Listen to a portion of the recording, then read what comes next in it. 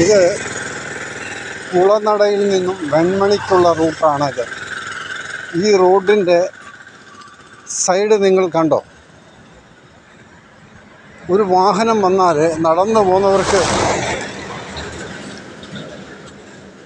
പോകുവാൻ പറ്റത്തില്ല. അപകട സ്ഥലമാണിവിടെ. കാര്യം തീർച്ചയായിട്ടും വണ്ടി അതിവേഗത്തിലാണ് ഈ റൂട്ടിൽ കടന്നു പോകുന്നത്. അതുകൊണ്ട് ഇത് സൈഡില്ലാത്തതുകൊണ്ട് സൈഡിലെല്ലാം പുല്ല് കയറി അങ്ങനെ കാടും കയറി നിൽക്കുന്നുണ്ട്. ഇവിടെ സൈഡിൽ കൂടെ നടന്നു പോകുന്നവർക്ക് യാത്ര ചെയ്യുവാൻ വലിയ ബുദ്ധിമുട്ടാണ്. വണ്ടി ഇങ്ങനെ ഹൈ സ്പീഡിലാണ് വന്നുകൊണ്ടിരിക്കുന്നത്. അങ്ങോട്ട് മാറിയാൽ അപ്പുറത്തോട്ട് വീഴും, സൈഡില്ല. അതുകൊണ്ട്